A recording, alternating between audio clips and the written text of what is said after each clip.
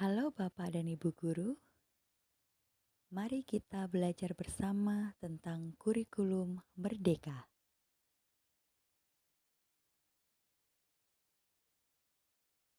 Pada modul 1 ini, kita akan bersama-sama memahami tentang kurikulum.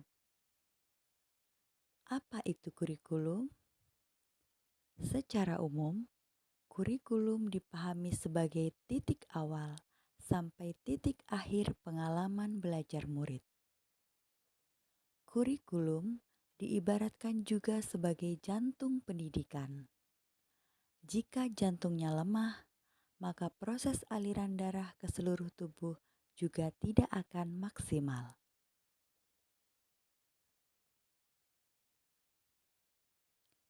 Bapak dan Ibu Guru, ada 4 komponen kurikulum.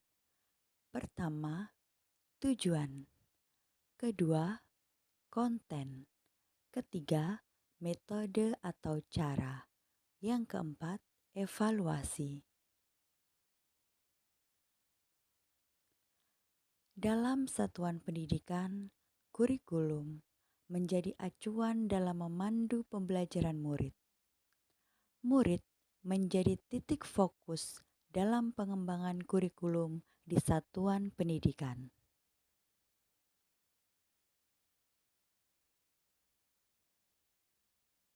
Bapak dan Ibu Guru, seperti yang kita ketahui bersama, dalam dunia pendidikan kita sudah berkali-kali berganti kurikulum.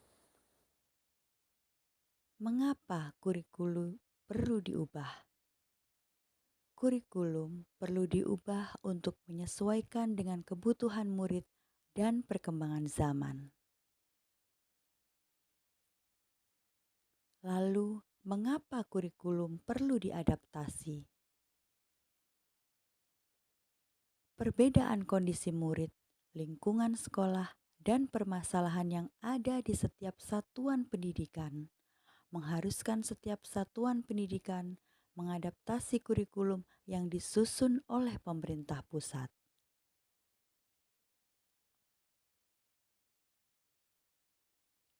Bapak dan Ibu Guru, ada 4 komponen KOSP. Yang pertama, visi, misi, dan tujuan. Yang kedua, perencanaan pembelajaran yang mencakup alur tujuan pembelajaran, asesmen, modul ajar, media ajar, juga program prioritas satuan pendidikan.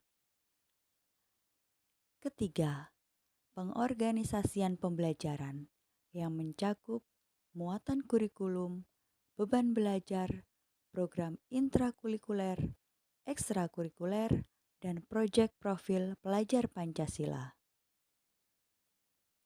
4. Sistem pendampingan, evaluasi, dan pengembangan profesional.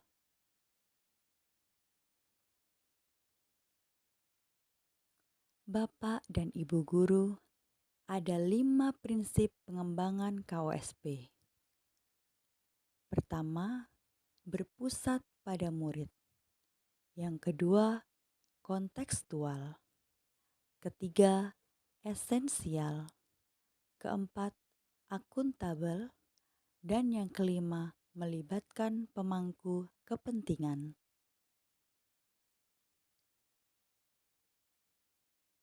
Bapak dan Ibu Guru, kita sampai pada modul 2, yaitu prinsip umum pembelajaran.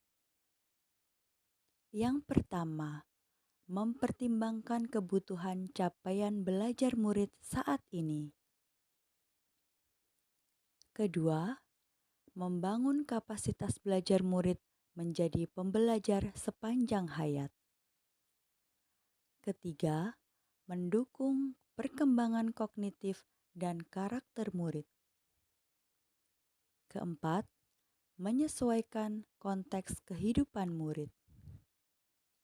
Kelima, mengarah pada masa depan yang berkelanjutan.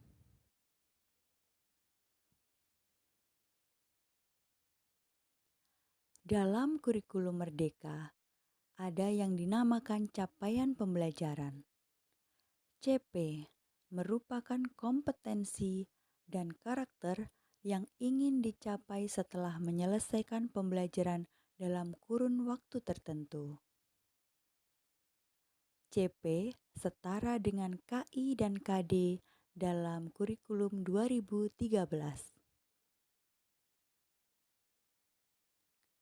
Dalam kurikulum Merdeka, ada yang disebut dengan profil pelajar Pancasila.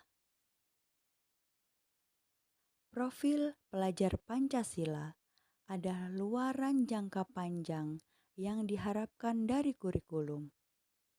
Untuk mewujudkannya, memerlukan proses yang konsisten dari PAUD sampai SMA atau SMK.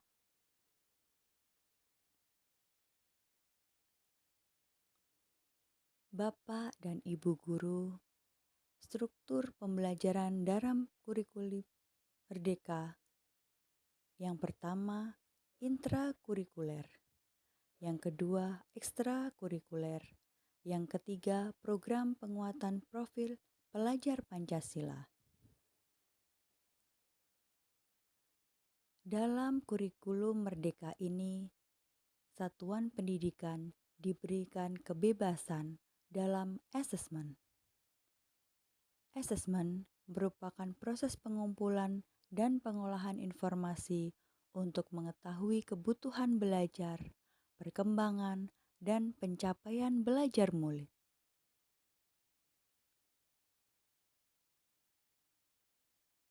Selain itu, satuan pendidikan juga diberikan keleluasaan dalam alokasi waktu pembelajaran. Ada 3 model.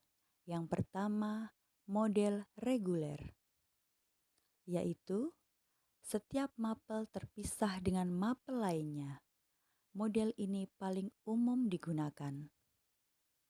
Kedua, model blok, yaitu mata pelajaran diberikan dalam waktu tertentu secara terus-menerus. Misal, IPA selama 3 bulan, lalu IPS selama 3 bulan berikutnya. 3. Model kolaborasi, yaitu gabungan 2 mata pelajaran atau lebih. Misal, bahasa Indonesia dengan seni, membuat puisi lalu dijadikan lagu. Bapak dan Ibu guru, demikian topik terkait kurikulum Merdeka. Sekian dan terima kasih.